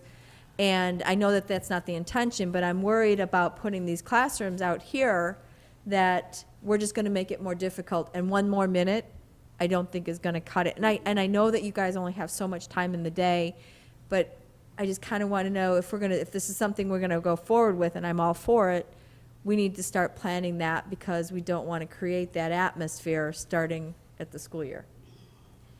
Well, I would agree, and I mean, I think we're gonna have to look at where we end up, with the placement of these. It's been a challenge this year because we are using the 4,000, so I mean, you think Yeah. about the travel from Tanner Carpenter or Andrew Pollock's classroom in the 4,000 going to the 700 or the PAC right now, and, we've talked to teachers about the flexibility, creating the standard and expectation that you need to work hard to get to class, but there needs to be some flexibility in this. I mean, we're not going to extend it. Obviously, one of the challenges is if we go 6-7 minute passing period, we're probably going to look at having to increase our school day to make sure that we reach the minutes. I mean, Right. we're going to have to look at all of this.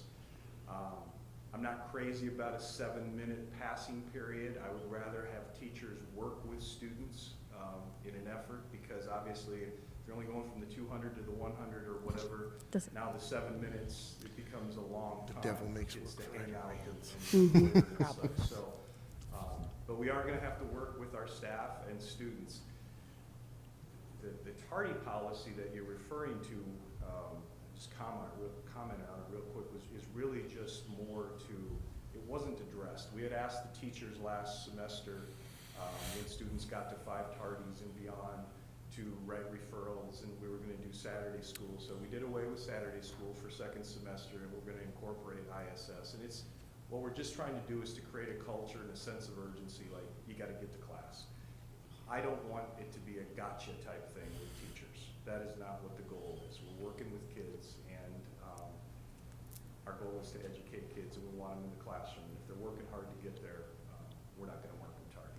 That's going to be the expectation. All right, so the other question I had regarding that, putting them at option 1, security-wise. So what is going to be needed? We know that we're going to try to address that bathroom situation, have a portable restroom out there, but how are we going security-wise? Are we going to need to staff an additional security person? Because now that we've added more classrooms and they're kind of out in the boondocks, we need to make sure that we're maintaining. And like they said, you put those portables kind of close together, there's hiding places, and there's going to be issues. And so how do we deal? Well, and as you know, we currently have 4 full-time security guards that work during the day, and then we bring on a 5th one that is primarily for RAM Academy, and then offsets some of the athletics. I will tell you that I will be asking for another security guard next year.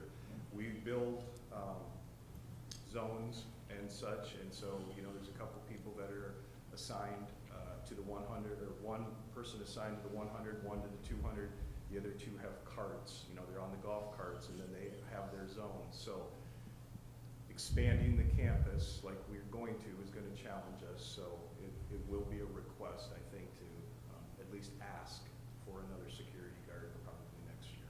Very reasonable request. Okay. Thank you. Is that a plug for your budget? Well, we have to take this in consideration, because this is going to be part of our budget. I mean, we're going to have maintenance costs if we have a portable restroom, if we're going to need additional security. So this is something that we've got to Project. factor in. Yeah. I had a question about what's going to be, do you foresee, what's the immediate use for these portables? Are all of these buildings going to be used right away once they're established? Or is all of that space, is a portion of that space going to be excess for, say, a year, a semester? I think it's hard to project. I can tell you right now, we do not have an available classroom on our campus. Okay. There's not an available classroom. We moved into the black box this year with our drama, with the expansion of the dance room. And even with, I know Don had mentioned 25 students, that made me nervous. And so I sent a text message to Tanner Carpenter. I said, how many desks do you have in your portable? And we had 35, because we don't have class sizes other than AP or, some of our That red flagged in my head as well. I was students. So I am confident that we could put 35 desks in portables, which is Okay. helpful. Obviously, I don't think we know. I mean, the kids continue to come and the growth is there. I certainly hope that in year one that we're not filling up 16 classrooms.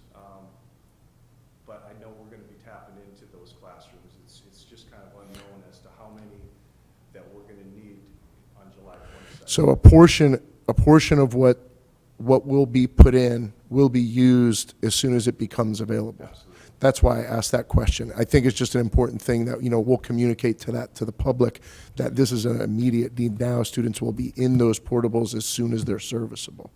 Okay, thank you. I just had a thought, just looking at this plan. Because right now, we haven't even talked about the possibility of removing Middle Earth and putting up another classroom building. So my question is, in that courtyard, is there space to put a portable in that courtyard in Middle Earth? Inside Middle Earth? In the courtyard, yeah. I don't think We have that's that- feasible. Yeah, I don't know. No. Because you have to be a certain distance apart because Yeah. Okay. That's why, thought I'd ask, because it's flat cement. And if we're not tearing down that building yet, that's a goal. President Nor, I have a couple questions. Please, go ahead. Okay, so security, obviously, same question, same concerns. I'm sure you got a handle on it. That's your deal, but I am concerned. Quite honest, I prefer option one with a couple tweaks. And, you have the concerns like Mrs. Gutray, time to get to class, but if we're going to work with teachers, I think that can be taken care of. I, for one, would advocate very strongly for restrooms in that area, a portable building. And I know that, Mr. Winters, you and I walked that facility, 4 or 5 years ago when you were here as athletic director? And there was a need then to put restrooms there when we have baseball events. So I think that it would be a wise investment to, even if we took out one of those portables and made it just restrooms, it's a need. It's, I don't want to happen what happened when we put Ram Academy in, we put all the auto stuff and moved those kids out to that, that other side of the building, of the campus, and there were no bathrooms. And it took us, years to finally convince them to put in another one stall. I mean, so I think going into this with the growth, we have to have restrooms. So it's not a can we afford it or do we need it? It's we have to have it. It should have been done 5 years ago. So that would be my one tweak to option one. And then a couple questions, maybe this is a Don Brewbaker just to consider. I know that your engineers are gonna, once we approve a site, they're gonna use the space most wisely, I'm sure. I don't know if it's possible in that space to do the portables back to back. So they're back to back, so you've got, well, they can be connected lengthwise, but back to back so that there's a door on this side and a door on this side and the buildings are pushed together. So there's, instead of going 4 long, Right. you could do 2 and 2. 6 back to back. See what I'm saying? So you've got, and then you've got a sidewalk on each side and you've still got room for your fire department. So Sure.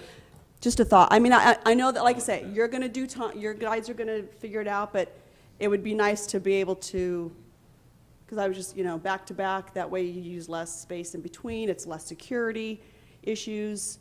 They're all smashed together, and it just doesn't create spaces for bodies to get intertwined. That would be my one concern.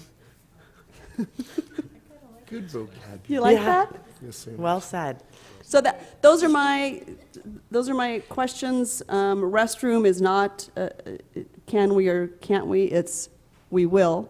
And obviously, time to campus and security and all that, it sounds like you and your staff. And I certainly hope that Don's team works with you and gets that figured out as far as space-wise and that, because I think that, you know, high school staff is the one that's going to be able to decide how space is going to be used the best. But I absolutely do not want to use the parking lot over by the gym. That's, why would we cover up our beautiful entrance to our athletic facility? That's our crown jewel. Yeah, that just doesn't make, so that's a absolute no for me. Anyway, that's what I have. I mean, those are my concerns. Sounds like Mr. Winters and his team are on top of it. But if we could figure that out, it'd be great. Great. Well, we do have an action item on this topic on the agenda. So are there any Correct. other questions for our consultants specific to this before we move on to that? No? Okay, well, thank you so much for that. We really appreciate you being here and all of the information. It's very helpful. We will now move on to our action items. 3A, discussion and possible approval of a location for additional classroom space at Maricopa High School. So I appreciate the presentation and the work study. I think it's really helpful for us as board members. I appreciate you being here, Principal Winter, to give your perspective and the pros and cons. All of these things are very important for us to consider. And board, you had great questions as always about the different locations and which would be better and what additional facilities would be needed. I think one other item that we need to consider when we choose between option 1 and 2 is the community. And I know personally I don't have any students at Maricopa High School yet, but I have been to a lot of football games. I've been to soccer games, and I'm able to go because there's parking available. We can get in and out, and it's not too burdensome for me and my 4 children. But I'm concerned that if we chose option 2 and reduce the parking even more, that people like me who don't have kids at the high Won't school, or my friends who bring their kids to those games just because it's a great community event, that will keep them from doing that. The hassle of not having parking and the hassle of that, like it is during graduation, would be a detriment to us being able to bring the community into our events and allowing them to be part of our school district. And so that's one of my major concerns, above and beyond all of the other valid concerns that were presented earlier. So, Well, not only that, President Nor, but the football field, because of the fantastic facilities that we have out there, we rent that. We have club footballs and we have state playoffs that come to our school to play their games. And if we cut that parking lot off, that may stop. Less and desirable. This is a good way of showcasing our facilities, and we've gotten compliments on top of compliments of what we have at Maricopa High School. And I don't want to lessen that. And when that was first brought up, I was on board with Mrs. Anderson. No way. It sounds like not only Principal Winter, but the board as well is all pretty much on the same page on this issue, it sounds like. Sounds like we all have the same concerns and issues, and that's good to, it's nice to hear. So are we waiting for a motion? yes, we Well, are. I would like to motion that we go with option 1 and let our experts do what they can do to maximize the space and try to find a spot for our portable restrooms. I'll second. I have a motion and a second. Lisa, will you please call for the vote? Aye. Aye? Yes. Aye. Yes. Thank you, board. By your vote of 5-0, you have approved option 1 for additional classroom space. And bathrooms. Don't forget my bathrooms. Bathrooms. Okay, we will. I know. Picture. Action item 3B, discussion and possible approval of a schedule for future work study sessions pertaining to capital planning. So we obviously have a lot of work to do in terms of capital planning and the future, and a lot of great information to take in and go forth and make decisions on. And so Dr. Loatman and I wanted to present that information to you, but then also to ask you about available dates to come back and continue to go through this information and really understand it and start to work on these important topics. For me, as long as we maintain the same board schedule time, Yes. not a problem. I can do it any date that you wish. If we want to go into, like we had the event earlier, then for me, the only real time that I can be a part of something like that is going to be during March, third week in March, fourth week in March for spring break. But as far as the work study sessions, as long as we maintain the same time, I can make any date that you wish.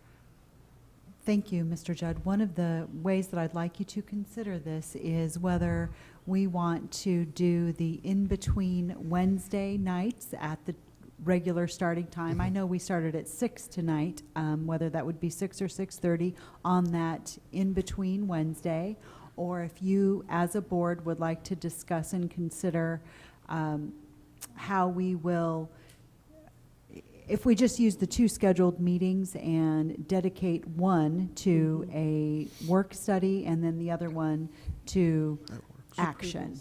That works fine. So if you guys will let us know. So Well, that wait. was Go ahead. the option, because that will obviously make our board meetings, our regularly scheduled board meetings, go a little bit longer, to add that type of in-depth work study to it, and then have an action item at the following regularly scheduled board meeting.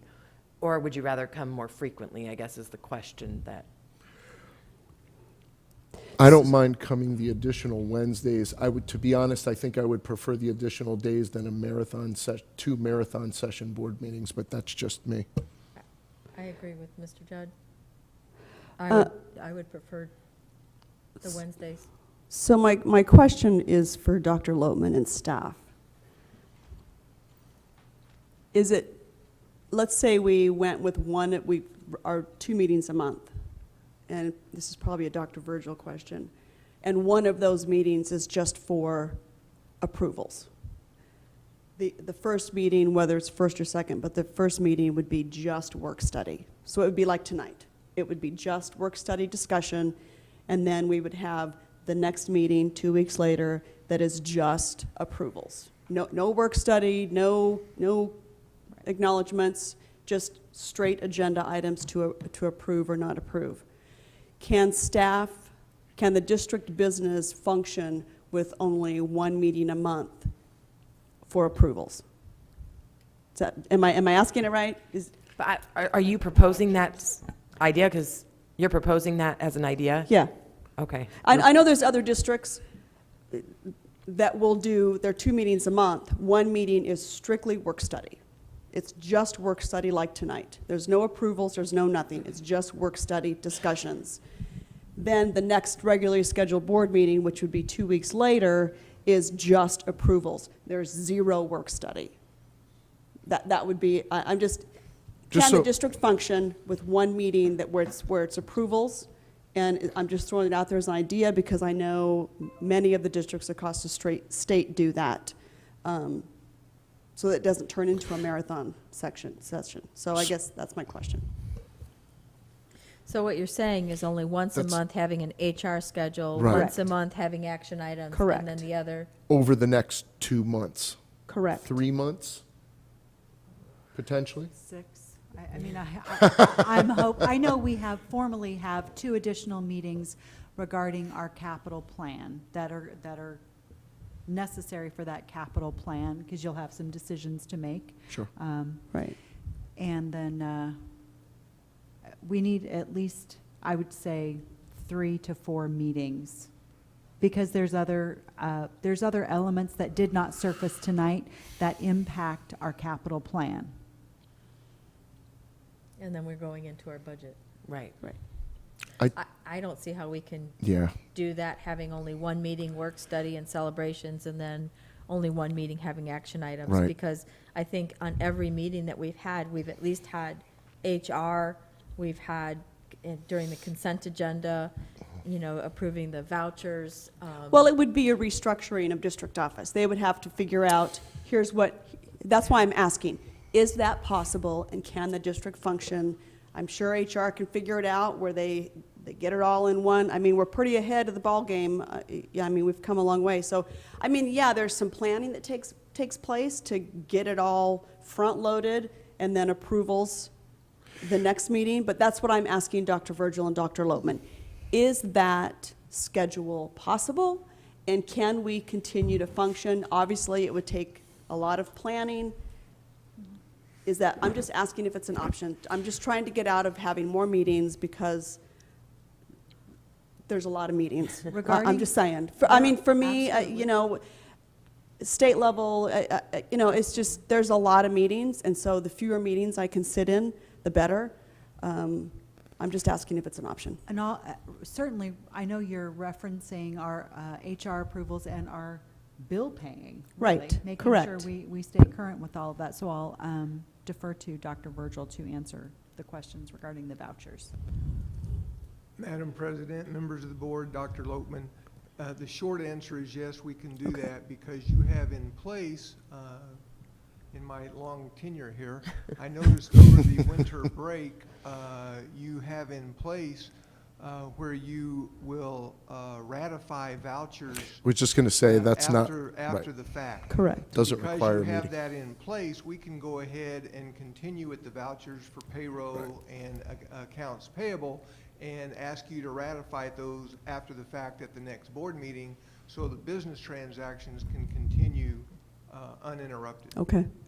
I mean, I would like to, for Dr. Lopman, I would just be curious to try it that way first. If it doesn't work, then we can come back and schedule extra work study sessions. But I would just, like I say, most of the districts across the state work that way, where, I mean, we're very short and, we're kind of odd man out when we do 2 meetings where each one is work study and approvals. A lot of them do front load work study. Now we're going to approve it. So, I don't know. I would like to see it as an option and try it before we start scheduling a bunch of other meetings. I wouldn't, and I understand what you're saying, Ms. Anderson. Nobody wants to be here every Wednesday, every week. But I'm afraid if we did that, our work study nights, we would be marathon nights. And then we would limit, in the past we've had, other than, talking about capital projects and our budget, we would then not be hearing about school reports and the different, that we've done typically in the past. Our schools have, talking about test scores, talking about programs. We've got a preschool coming up, so we're going to be talking about that as well. So we've got a lot of things that are going to be coming down the pike, and I get not having, every Wednesday. So what about just meeting one extra Wednesday, like the in-between meeting? So like we meet on the 2nd, 3rd, and 4th, and not on the 1st. We have that still, that break, but we meet that Wednesday in between, that is just a work study. We're not going to put any action items on, so we can have an informal work study session on that in between, so that we're not meeting every Wednesday. I just worry that if we try to do that, that we're just going to have marathon meetings. And I mean, I understand what you're saying, and I know that there are plenty of other districts that do that. But I think one of the reasons that we've worked so well is because of the structure that we have created as a board. I think for the amount of additional meetings that we have in front of us right now, I would prefer that we keep it how it is with the 2 meetings a month. Yeah. If we get to a point where we're 4 months deep and we're coming here every Wednesday, then I think I'd be willing to listen to Ms. Anderson's suggestion a little bit more. If we're talking about 2 additional meetings, I don't think that that's something that we need to change the universe for 2 additional meetings. But if we find that this becomes a substantial investment every single Wednesday, then I think we should address that at some point. That would be my suggestion. Thank you. And as you know, obviously, we put this on the agenda because it's the only way to have Right. this discussion Correct. per open And meeting I laws. appreciate that, yeah. And I mean, I could always just call the meetings, but I value your input and your schedules and want you all to be here. I think we've got a lot of great feedback, and between Dr. Loatman and I think there might even be another middle ground whereby if we have, as we project out, maybe some months, if we don't have a lot agenda'd for a normal board meeting, we could put the work study in along with the normal board meeting. But if we have a longer agenda or a lot of things to cover outside of the work study, then Yes. that would warrant an additional meeting. We have light nights. Right. Make use of those. I know for me personally, I've got greater flexibility through the end of April because of additional family in town. So So you're very flexible. through the end of April. Through the end of April, we got it. For the most part. For me, you know what, I'm just going to say I trust Dr. Loatman and staff, because obviously you guys don't want to be here every single night of the week as well. Like I say, I trust you to figure it out. If we can work it into our current schedule, I think that would be great. But if it doesn't, then we can figure it out as we go along, maybe. I mean, I just trust you guys to figure out how we need to make things work. And Right. And we go I want with to be it. very respectful of your time. You are volunteers, and I appreciate the feedback and taking a second to allow President Noor and I to hear from you about your preferences regarding our schedule. I want to honor the information and the seriousness of the decisions that you'll be making by bringing this conversation to light and you know, giving us the chance to talk about it. So I know that we'll come to a reasonable schedule without defining it. It sounds like we're not defining it exactly. Okay. And I can see that. I mean, the meeting today from 2 to 4, those are just hard for me to get to. Those are impossible for me to get So to. it's, I mean, I would rather us try to do as much as we can, respectful of time with our current schedule, and if need be, we find out during one of the board meetings, oh my gosh, there's so much more we need to talk about, then maybe schedule a work study for the following week. I would say, I trust you guys to figure that out. Okay. And we are not ever considering board meetings during the day, but that staff, the majority of the Right. meeting was for staff, which Right. we have to do during contract hours. Correct, so, yeah. Yeah. Okay, well, if we value your input, if there Yeah. isn't, I will say keep Any them on specific Wednesdays, though, direction? regardless of whatever you Yes. decide. Okay. absolutely. No Saturday Friday? No Saturday afternoons. Friday night? So- Friday, sure. Okay, if there isn't anything else on this Thank you. item. I appreciate having the discussion, so thank you for asking. Absolutely, we value your opinion. We will move on to item 4A. It is 8 PM, and this meeting is adjourned. Did I call that or You what? called it 2 hours, exactly. Good job. I just looked down because I wasn't even paying attention.